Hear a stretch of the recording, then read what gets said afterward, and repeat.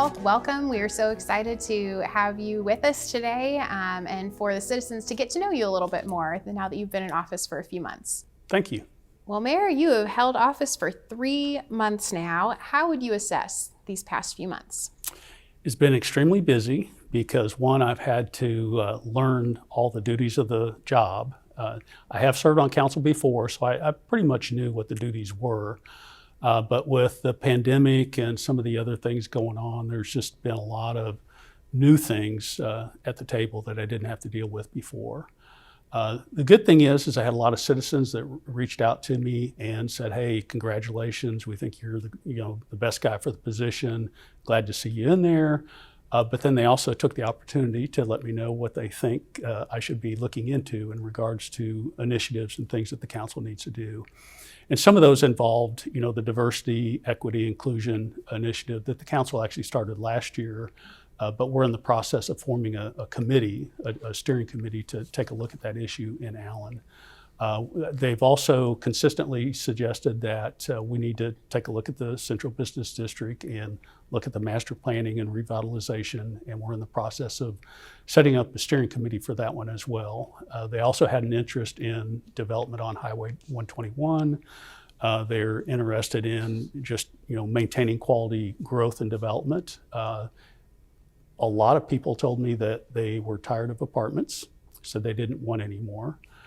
Which is contrary to what the developers want, because out of all the developers that reached out to me after I was elected, they all want to bring apartments to Allen. So that's kind of a conflict or dilemma for the council, is all the developers want to bring apartments, our citizens don't want the apartments, and what's the perfect balance? And so those are some of the things that we have to deal with. What is the one thing that you want residents to know about you and what they can expect from your leadership as mayor? I think I want them to know that I'm open and that I'm honest and that I'm accessible. I respect people, and I hope that they respect me as well. And I'm open to listening to whatever their concerns are. And if they have issues that need resolved, we, the city, council and staff, will work together to try to resolve those issues the best we can. But we have to deal with, what can we do that's reasonable, that's attainable. And we also need to understand that we can't satisfy everybody's concerns, but we'll do the best we can with what we've got. How would you describe Allen to someone who has never been here before? I would say that Allen is kind of like a city in a bubble. It's a place that's so unique and different than most other communities. People would never dream of a place like Allen. I think it's a special place. I hear a lot of people that talk about, hey, I love Allen because it's the perfect place to live, work, and play. And I agree with that concept or that thought, because I think it's true. Allen is very blessed with the people that live here, because I think we have a very intelligent, well-informed community, people that are volunteers that like to get engaged and help in our community. They like to help each other.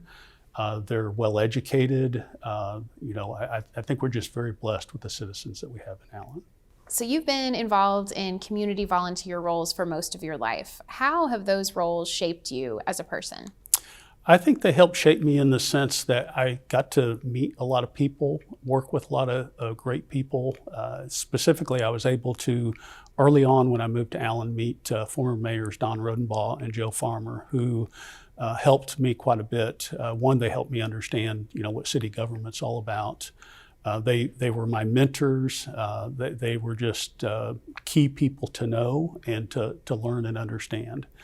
Beyond that, I was able to serve in many other roles in the community, whether it's at church, whether it's scouts, whether it's library endowment board, planning and zoning, city council, various other capacities. When you meet a lot of people, you talk to them, you get to see what their viewpoints are, and their views help shape your views eventually over the long haul.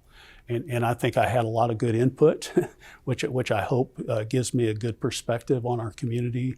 I feel like I've got a pretty good handle on the pulse of the community as far as what they want and where they want us to go.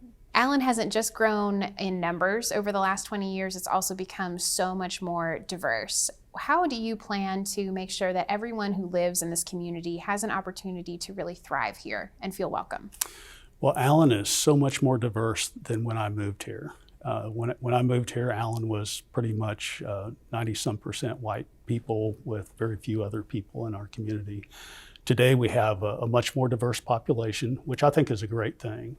The City Council is actually doing a couple things right now that I think will help address that issue. First, they're forming this Diversity, Equity, Inclusion Task Force that we're actually going to appoint the members to serve on that task force within the next couple of weeks, after which they'll kick off and they'll have about a 6-month time period to kind of go off and study those issues as it relates to Allen. You know, what is the problem in Allen, and what's the solution for that or for those problems that they identify in Allen?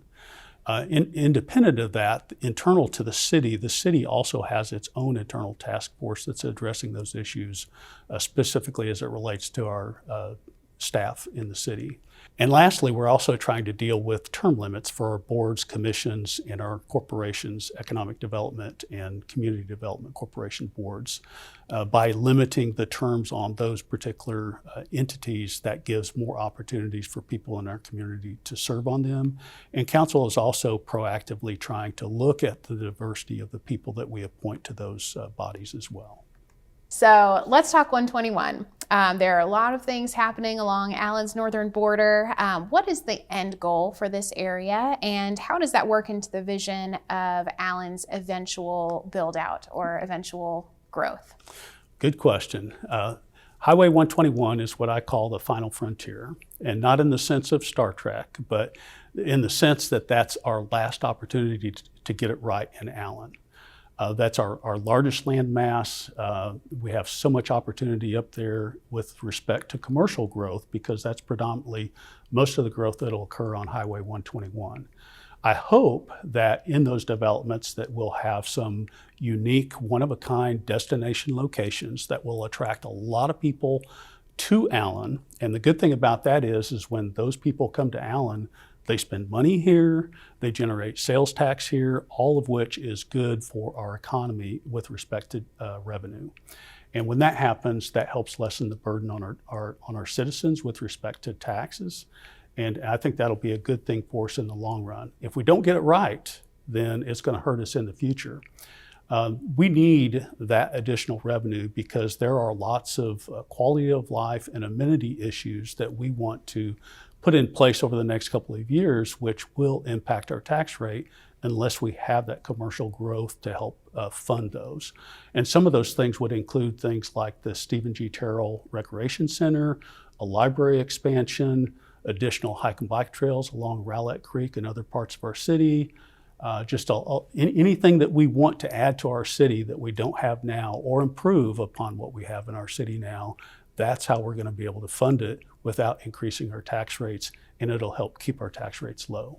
How will you navigate preservation of Allen's community feel with the urban growth that continues to take place? I think that's a big challenge because as we continue to grow, it seems like our citizens get a little bit more separated. And indirectly, I kind of feel like social media contributes to that too, because when people can kind of talk to each other from their phone or their computer and not really deal with each other face to face, that makes things difficult. But I think that that's a challenge that we can overcome. I think the big thing is, and one thing that I'm really interested about our diversity task force is, I think that will encourage people to get together, to learn a little bit about each other, get to know, what people's past are.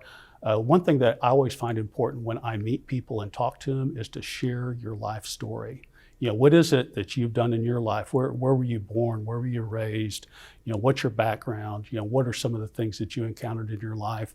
And then the other person equally exchange that same information.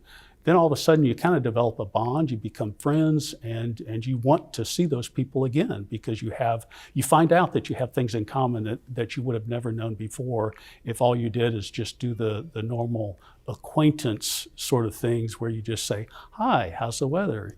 You're having a good day. And those, you don't get to know people when you do that. But if you do the other things you do, and I think that will help. I think our one high school, contributes to people being more unified and things like that.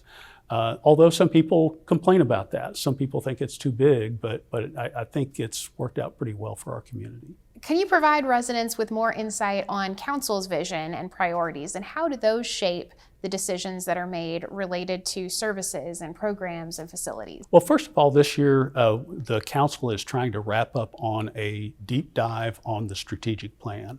The city has not really done a significant update to the strategic plan for probably nearly 15 years.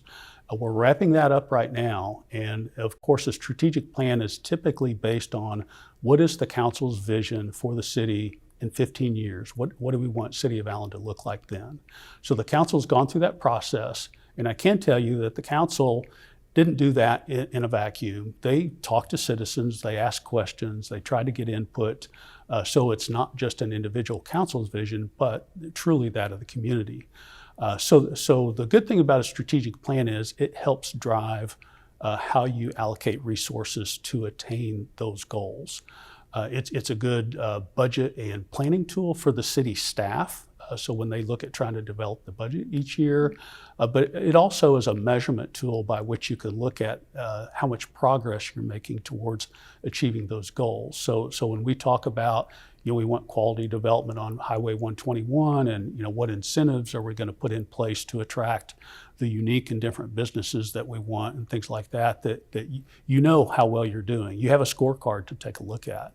Obviously, I've mentioned earlier that we're trying to look at improving our recreational centers level of services by building a 150,000 square foot new recreation center, expanding the library, upgrading some of our parks. Our parks are not fully built out, so there are some more amenities and things that we can add there, and the list kind of just goes on and on and on. What is the best way for citizens to have a role in shaping decisions and priorities made by City Council? Well, first I would suggest that they talk to their City Council members, because all the City Council members represent all citizens. We're not all dedicated to a specific part of town or anything like that. We truly represent the entire citizenry. In addition to that, I would encourage all citizens to get engaged, to get involved, do whatever they can. And some people ask, well, what is it that I can do? And I always think, well, first of all, where are you now? What are you involved in now? What do you touch in your life? And if you have kids going to schools, well, getting involved in the schools is an immediate thing that you can do. But on the city side, you can look at trying to get involved on a board or commission or corporation.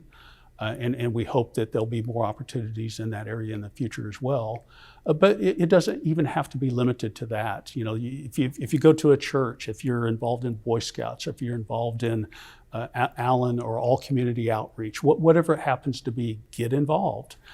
Sometimes people say, well, I'm not really interested in that. And my counter to that is get involved anyway. Even if it's not exactly what you want now, you don't sit around waiting for the perfect opportunity. Get involved, and eventually the good opportunities that you really want will become available. And when you do that, then you'll be able to have a greater voice in what our city does. This is the beginning of your tenure, so when you look back at the end of your term, what do you want to look back on? What changes do you hope to make? Well, a lot of the things that we've already talked about so far, I would like to see those, come to fruition. So, for example, I'd like to see a well-vetted strategic plan that's working the way it's intended and everything's operating in a positive fashion. I would like to see that our diversity task force has finished its job, that we've got a new diversity, equity, inclusion board that also has various other subcommittees that work underneath it to help us in those areas of diversity, inclusion, and equity. I would like to see the library expansion completed. I'd like to see our next fire station completed. I would like to go work out at the Stephen G. Terrell Recreation Center. I mean, there's all those things I would like to see them complete. I would also like to see the term limit provisions that were passed 2 years ago modified very slightly to improve them such that it'll help with continuity and stability on our council, which I feel that the current provisions somewhat hurt. I would also like to see that our term limits for the boards and commissions put into place so that we can get a greater level of diversity of service on those groups as well. All right, so ending on a fun note, I'm going to ask for some of your favorite things and then why they're your favorite. So, favorite park? Favorite park is Spirit Park. One, because I live in a neighborhood that has a hike and bike trail system that goes through and around that park. I also think it's kind of a cool park because the Rotary Club that I'm involved in also planted some trees there. We had kind of like a tree day where we went out and planted one tree for every member of our club, including a couple of past members who had passed away. So it's kind of a special place because we did a little project there, and I think that the landscaping and everything there is pretty cool as well. All right. Favorite book? Favorite book? I'm a kind of a nut when it comes to historical related books. So I like to read anything about history. Because I am a veteran, I like to read about past historical generals and leaders of military and stuff like that, and past presidents. I really find it interesting to read about our past presidents, especially the very early presidents. And currently, this one isn't a president, but a older colonial leader, and that's Alexander Hamilton. I'm reading a book about him right now, and I find it very fascinating, as I find all of those books fascinating. Favorite type of food? Favorite type of food, Mexican, South American cuisine. I go to several different restaurants in Allen. I go to Mesa, I go to Ana Sophia's, I go to Chapa's, you name them, I go to them. Anything else you'd like to share with the Allen community? Sure, we're always looking for input from our citizens, but we're also trying to communicate with our citizens and pushing information out for their benefit. And the City of Allen has worked extremely hard over the last couple of years of trying to improve communications. And there are so many avenues by which we now communicate to citizens. It's kind of difficult to believe that people wouldn't know what's going on. But I hear from citizens frequently that they don't know about something. And so I would just encourage citizens to get on the Allen website. There are social media outlets that we post information on. We have our television system where people can get information. And I think it's a good place to fact check things as well, because sometimes I'll see people talking on social media and facts are getting misconstrued or twisted. And I'm just thinking, boy, if they just went to the website, the answer to their questions are right there. So I highly encourage our citizens to check us out. That's great. And of course, you can always go to allennews.org to do that. So definitely the source for information if you're looking for it directly. And then we want viewers to know that you'll be doing a monthly show called Allen Update. Tell us about that. Yes, a lot of citizens have reached out to me and said they really want to hear more from the mayor. What is the mayor thinking? What can the mayor tell us what's coming up? Provide timely information about relevant topics of the day. And so we're going to start this initiative to where we're going to give it a shot, do a couple of monthly videos, and if the response is very positive, we'll continue to do it. Mayor Fulk, thank you again for sitting down with us. It's so wonderful to hear from you directly, and we look forward to getting to know you more over the next few months. Thank you, Chelsea.